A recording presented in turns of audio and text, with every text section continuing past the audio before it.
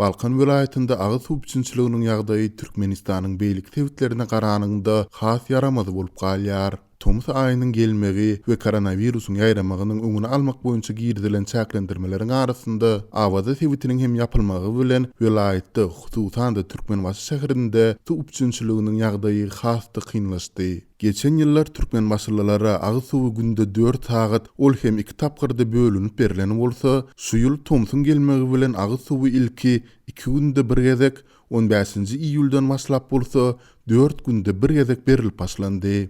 Yerli resmiler suw turgularynda we dethalarynda nähazlygyň dörendigini aýdarlar. Ýöne anyk kemçilikleri we ýagdaýlaryň haçan kadylas çykdygy barada maglumat bermeýärler diýip Balkanly habarçymyzyň biri 20-nji iýulda gurrun berdi.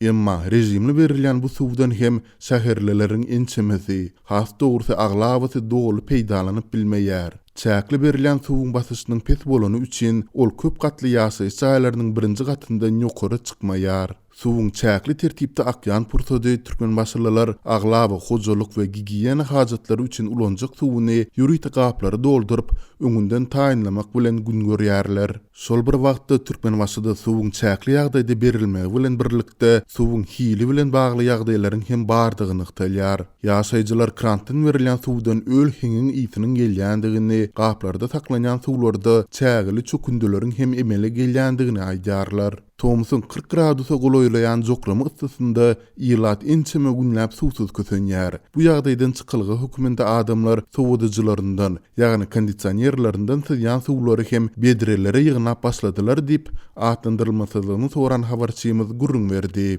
Ençeme günläp suwun berilmezligi we bu ýagdaýda yerli häkimetleriň goşmaça suw biçinçiligini ýoly goýmazlygy netijesinde adamlar möhüm bolan agy suwuny satyn almagy mejbur bolýandyklaryny aýdarlar. Habarçymyz häzir 5 litrlik agy suwunyň bahasynyň 14-18 manat aralygynda durýandygyny, emma dowam edýän ykdysady krizis we maliýe ýetmezçiligi sebäpli munyň köpler üçin elýeterli däldigini belleýär. Suwu satyn almagy ýagdaýy bolmadyk adamlar krantdan akýan suwu marlydan süzüp içýärler diýip atlandyrylmasyny soran habarçymyz gurrun berdi. Türkmenbaşylylar agy suw biçinçiligi bilen bagly oňaýsız ýagdaýlar barada şäher we vilayet häkimlerine arz edip ýüz tutsalar-da öz nalyşlarynyň jogapsyz galýandygyny aýdarlar. Azatlygyň Türkmenbaşydaky suw biçinçiliginiň hasda yaramazlaşmagy boýunça yerli edaralardan we Türkmenistanyň owo we suw hojalyk ministrliginden resmi komentari almak dinançyklary netije bermedi. Türkmen häkimetleri ýylaty agy suwy bilen üpçün etmek bilen baglylykda işleriň alınıp barylýandygyny, suw süýjediji dethallaryň taslamalaryna garalýandygyny habar berýärler.